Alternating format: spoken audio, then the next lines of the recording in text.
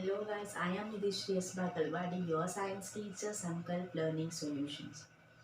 In the last class, we discussed regarding sources of energy. In that, we discussed regarding the sources, how many sources of energy are there, what are the sources of energy like renewable resources, non-renewable resources, as well as we have discussed a lot about thermal power plant, which is a conventional source of energy. With the help of heat, we are going to generate the electricity, and we also discussed regarding the advantages as well as disadvantages of the thermal power plant. Okay. Today we are going to discuss the other type of conventional source of energy, which is nothing but a hydroelectric power plant. Okay. So as you see the term hydroelectric power plant, hydro refers to water. Okay. And we know that power plant refers to generation of electricity. Generation of electricity. Okay, so here the electricity is generated with the help of water or by the water. That is why it is called hydroelectric power plant. So in the previous one, the electricity was generated using heat energy. So it was called as thermal power plant. As we know that water, what is the property of water? Water will be always flowing, right? Water will be always flowing. Water flow. So this water flow consists of some energy with it. That is nothing but the energy associated with the movement, with the flow. What is that energy is called as? Yes, it is nothing but kinetic energy. Okay. So this kinetic energy of water due to its flow makes the turbine to rotate. When the turbine rotates, the generator, the coil inside the generator rotates, which will change the magnetic field of the two magnets and which creates or which produces electricity. So here one thing is common is always generator is common. Generator is common, so which will be having the coil and two magnets which runs on a principle of electromagnetic induction, and the connection of a generator with turbine is common. In all the power plant, these are common. The difference is which energy is used to rotate this turbine. In the previous one, we heated the coal, we burnt the coal, heat energy is produced, that heat energy is transferred to water, water got boiled and steam, whatever we got. So that rotated the turbine from which we got the electricity. But here, as the name indicates, I'm sorry, hydroelectric power. So water flow makes the turbine to rotate. Okay, the water which flows from a taller region or which flows from a height. So here it will be at potential energy. When it flows, it will be consisting of kinetic energy. So the kinetic energy of the flowing water makes the turbine to rotate. Kinetic energy of water flow makes the turbine to rotate, which will, okay, which will produce electricity, which will produce electricity. So this is how hydroelectric power plant works. So this is for this only the dams will be constructed. I think you might have visited certain dams. What are dams actually? So it is nothing but the river water reservoir, or we can say which stores the river water. Dams are the larger largest places, so where they will store river water. River water. So it is called as water reservoir.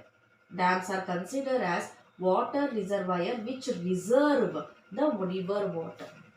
So this river water or extra amount of river water which has been stored in the dams. Okay, so the dams will be like this. Okay, they will be at you can see they will be the height of the dam or the place, it will be quite higher than compared to the ground level. So okay, the dams will be having certain gates. You might observe in the dams, the dams will be having certain gates. Fine. So when these gates will get open, flow of water takes place. At the before the water was at rest, the water was not flowing. They were controlled by this gate. The water was flowing only within these walls, or we can say these pillars or this region. But when we open the gate, what happened? The water flow occurs, means immediately the potential energy got converted into kinetic energy. So this kinetic energy is there, no? It helped the turbine to rotate. So which made the generator, or which made the coil inside the generator to rotate to give out electric current. And this electricity which is formed will be connected to the current cables. The lines, electric lines. So this is how electricity is generated in the hydroelectric power plant. Fine. So here what happens? The dams are constructed, and from the dams the water gates will be opened. At that time, when the water flow, the turbine rotates, and the rotation of turbine causes generator to produce the electricity. Okay, here you can observe that. In both thermal power plant and the we can say hydroelectric power plant, the most common concept is rotation of turbine and the working of generator. This will be same in all the power plants, but only the change is which energy we are using, or we will be using here to rotate the turbine. In thermal power plant we used heat energy, whereas in hydroelectric power plant we are using kinetic energy of the flowing water, right? Next, now let us see certain advantages and disadvantages of hydroelectric power plant.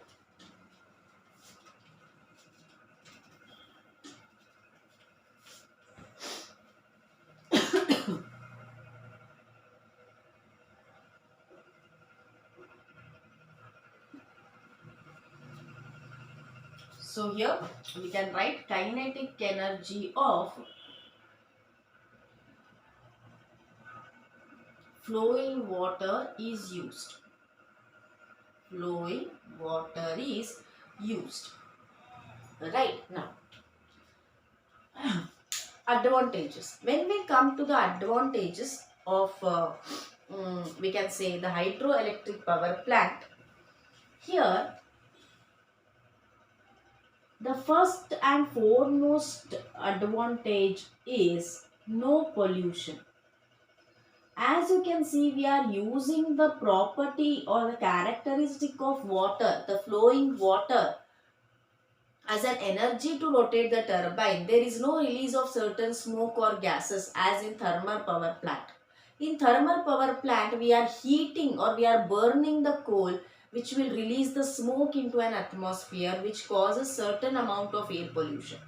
But here you can't see any pollution as we are using flowing water. Next, in the thermal power plant, okay, taking the coal and putting the coal, burning it, transportation of coal, storing it requires high maintenance. But the maintenance of dam is very easy. Once it is constructed, maintenance is very easy. So once the dam is constructed, maintenance is easy, we can say. Next, as we use coal, which is a non-renewable resource of energy in case of thermal power plant, means if we use coal extensively, okay, without a limit, so the amount of coal will become down. Okay, again we cannot generate it, produce it. It takes a lot of time. Okay, but we are using here renewable sources of energy. Water is a renewable source, right? It will never get over.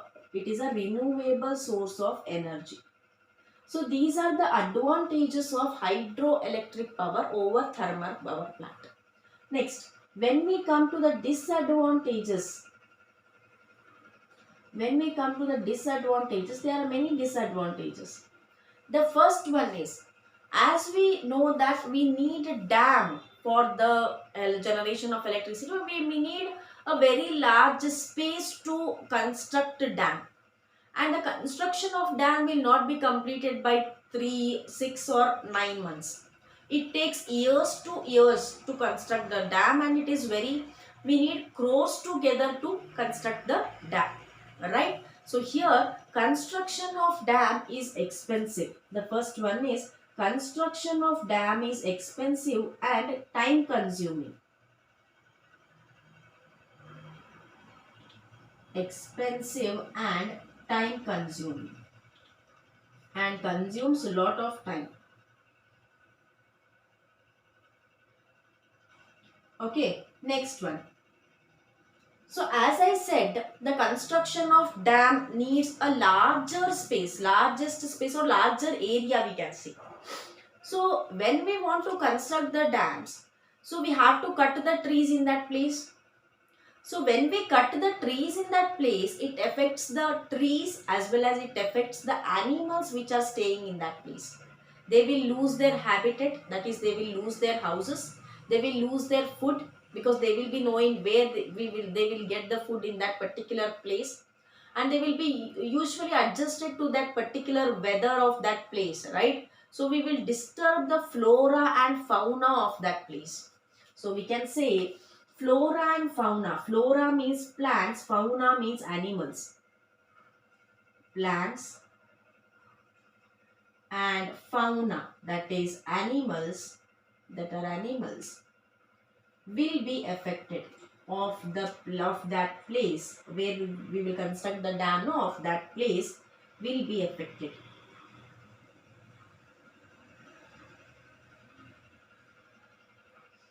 And suppose the dam is being constructed in the place of village, so many farmers may lose their fields over there, right? And some of the people, they will be adjusted to that particular place only, their work, their livelihood, they will be settled in that particular place. So whenever someone says that to vacate that place where they will be living for years together, to vacate that place and shift to somewhere, so that time the people livelihood, okay, will become problematic, means they may not be adjustable to other new environment or the new house where they will get, right? They should search for new work and all. So the rehabilitation of a displaced people, what we say displaced means they will relocate, they will change their location of the people. So they will say they will give them a new house in a new area or in new place, but the people will not be adjusted in the new area. Okay, so the adjustment will not be satisfactory, won't be happy, the people won't be happy after shifting to the new places allocated for them. So here we can say rehabilitation of the people is not satisfactory. Rehabilitation of the people is not satisfactory. So many times to construct the dam, the government faced many obligations from the people, many oppositions from the people. For example, Tehri Dam. We have one incident, that is Tehri Dam, which was constructed or which had to be constructed around Ganga river. So many people protested against this construction of dam because their livelihood was affected, their work was affected due to the construction of this dam. And one more case we have, that is Sardar Sarovar Dam, which is constructed across Narmada river. So this dam also faced, the construction of the dam also faced many oppositions from the people, because the construction of these two dams, they, was used to disturb their livelihood as well as work. Okay, that is why these are the some disadvantages of hydroelectric power plant. Right? So in the last two classes we learned regarding conventional sources of energy. we learned in detail regarding thermal power plant as well as hydroelectric power plant, right? So in the upcoming session, we are going to learn how we implemented technology in conventional sources of energy so that we will get more benefits of it, so that we will get more advantages from it. Okay, that we are going to learn along with the wind energy and the biomass. Until that, take care. Have a nice day. Bye bye.